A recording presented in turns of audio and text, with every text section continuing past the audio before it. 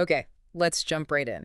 Today, we're doing something a little different, kind of a meta-analysis. Hmm. We're diving into a YouTube product review. The channel is HOA Horror. That's right.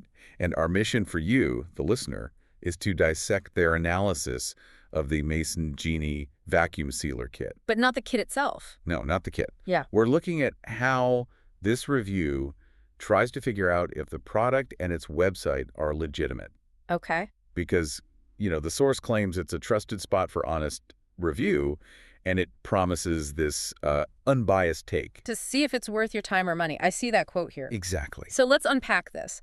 The reviewer really sets the stage for, a serious investigation. They do. They explicitly say they're trying to determine if the website selling this kit is a scam or legit website. And they try to build credibility right away with their process. Yeah, and this is where it gets fascinating. They claim, what's the number? An unbelievable 40. They claim to check 40 different elements to assess legitimacy. 40.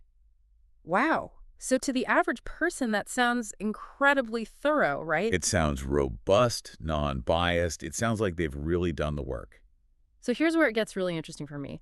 They list some of these technical criteria, checking for hidden content, where the site is hosting, the technology being used, even its popularity. And those terms sound really professional. But what do they actually mean for you, the consumer? I was just about to ask. Well, analyzing those things is standard practice for checking if a site is stable and transparent. Okay. For example, checking the hosting location can tell you if a company is maybe hiding behind some high-risk offshore server. It's about operational stability. So they claim this huge depth, these 40 checks. But what did they actually, share? So little. After all that, the results they give are incredibly minimal. What were they? They mention a trash score, which they just say is good. A trash score. What even is that? Right. Yeah. It's a vague metric from some automated tool.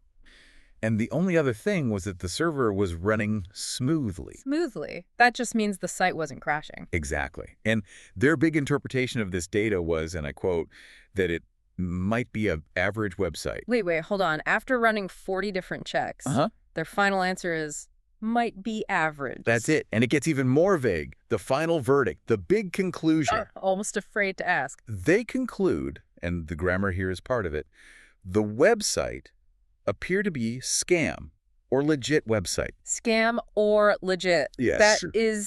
That's not a conclusion. That's just listing the two possible outcomes. It is the ultimate non-committal finding. And this really gets to the core of why you should care about this. Okay. There's this massive gap between doing all these supposed technical checks, the 40 elements, and actually giving a consumer the clarity they need. The so what is completely missing. Compl- And then, the best part. The ultimate takeaway from the reviewer is that you, the audience, must make a right conclusion on the basis of manually research. So after their investigation, they hand the whole thing right back to you. It's unbelievable if you see a review that lists 40 checks but only shares 2 vague results.